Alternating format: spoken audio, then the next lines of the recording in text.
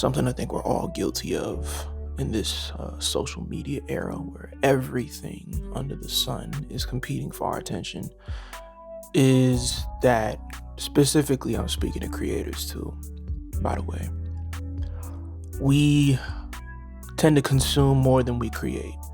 And the problem with that when you're a creator is that you can't do that. You have to do the reverse. You got to create more than you consume. I remember watching somebody else's video on here actually about that, and they made a really good point because there's so much out there.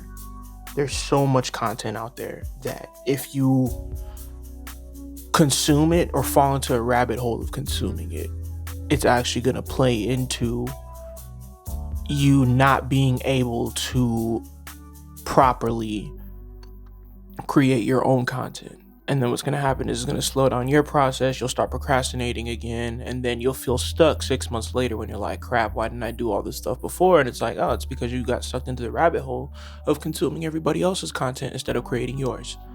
And also too, at some point it just kind of like dries you out, because it's like when you're inundated with choice, because there's so many topics and so many different ideas and concepts to pull from. It's like, man, what do I get into today? And eventually it becomes a thing where you're inundated with all these posts and all these videos and all these Q&As and all these polls and all these podcasts. And then it gets to the point where you're like burnt out from like consuming content, and you don't want to engage with anything anymore. And then you just kind of go into vegetable mode and you just kind of sit there, couch potato.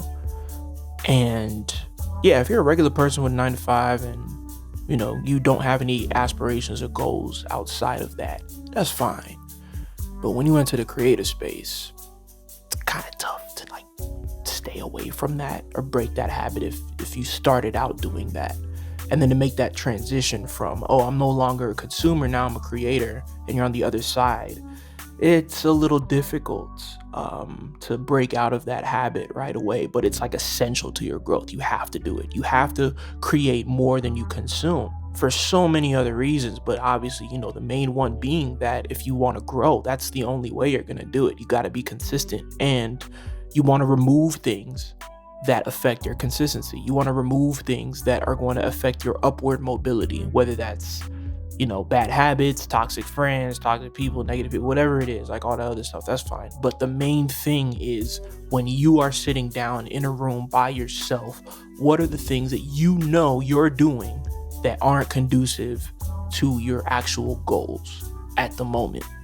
And a lot of people can be honest with themselves and say, yeah, I kind of Netflix binge a lot or whatever, like whatever it might be. They know what it is.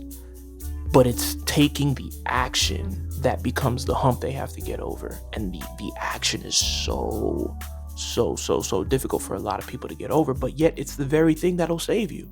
It's the very thing that will get you out of that rut that you feel like you've been in.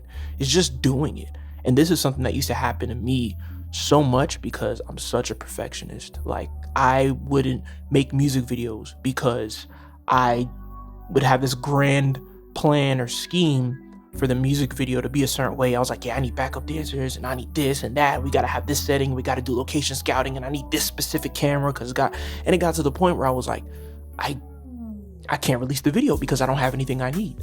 So I entered into this phase of just like, I'm still writing songs, but I record something and then it stays on the hard drive.